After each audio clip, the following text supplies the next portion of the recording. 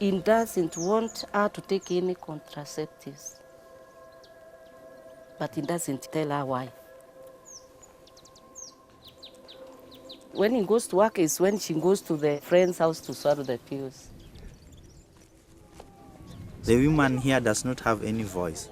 They are voiceless. They have not enough to feed their children or to educate them. That's why she thinks that it's better she plan herself without the knowledge of the husband.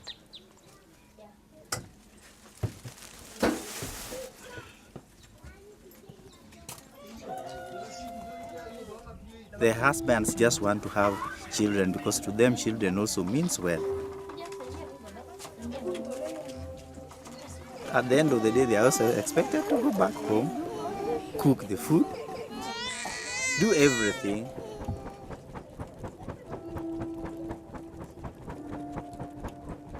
After all, the woman's role there is to give birth. Women in rural Kenya have little to say over their lives, even the decision of whether to get pregnant or how many children to have. Health workers like Mercy Mwari and Rogers Ade want to change that. Information is a very powerful tool in this type of setup. The goal of their organisation is to help women redefine their role in society with education and access to reliable contraception. The Community Health Africa Trust is on a mission to inform women about the importance of family planning.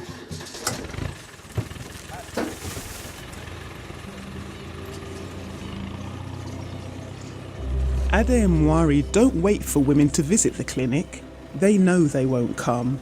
The distances are too great, as are cultural restrictions.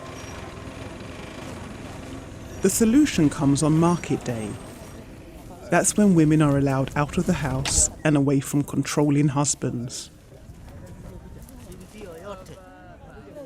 The mobile clinic offers many health services, such as dispensing antibiotics for infections, so husbands have no reason to suspect their wives are learning about contraception. Being discreet is crucial in male-dominated communities where women are often treated as property. There are not many in the market, but they will come.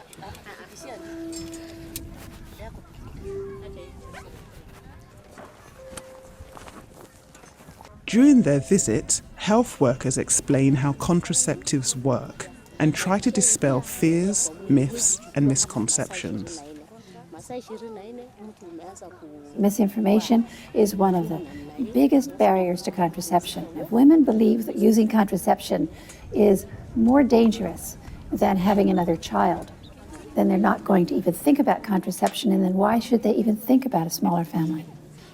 For the women who want to plan the size of their families, injections of Depo-Provera are a favoured choice. Many women, like this patient, prefer to keep the shot a secret. The tablet you have to be swallowing every evening, but for Depo it's there, no one sees it, and she's free. Health experts call this covert contraception, but the mobile clinic also offers methods that are far from clandestine. If you use condom properly, then particularly the young people, then we'll be able to prevent sexually transmitted diseases. At the same time, it is quietly helping us also to help these young people not to get pregnant. The rule with the clinic is they must not run out. Come hell or high water, we've got to find it and go out with stocks of contraception. I think there's been a bias that the illiterate people don't know, they all have lots of children. That's not true. If they can access and understand, they're just as likely to practice family planning as anyone else. In order to reach tribes in more remote areas of Kenya, clinic workers have turned to using a more time-honoured way of travel.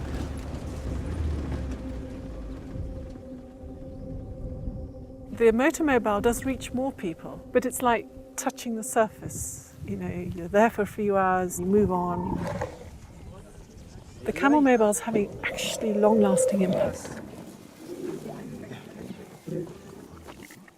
Because camels are common in this herding culture, it's easier for men to trust these outsiders and allow their wives to get medical care. There's no stigma. Then they sit down and counsellors goes into the neighbouring houses, 3 or 4 days, however long it takes to satisfy that community. They will reach an average of 1,000 people.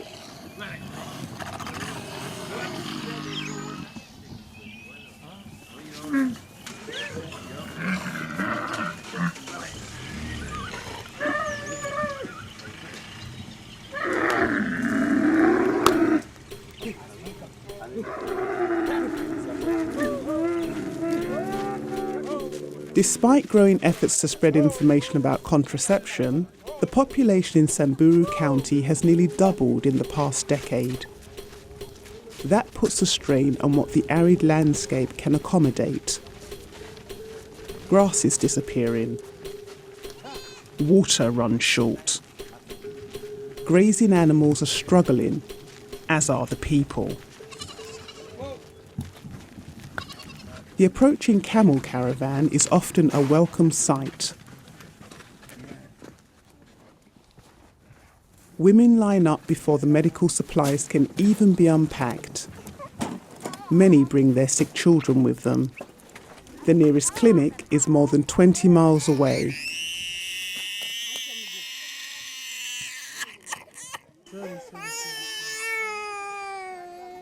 After getting medicine for various ailments, the women congregate under the shade of a nearby tree.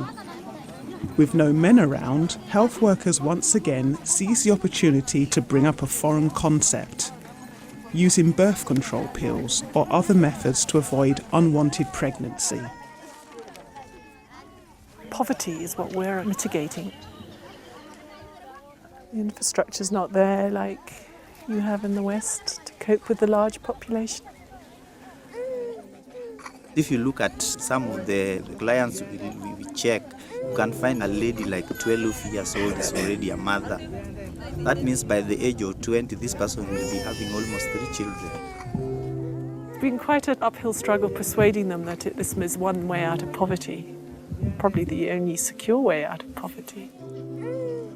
Having less children is healthy for the mother and the family. So they can be a strong family, they can be able to educate the children, they can be able to feed them. I have hope for Kenyans, but I don't have much hope if they can't access reproductive health.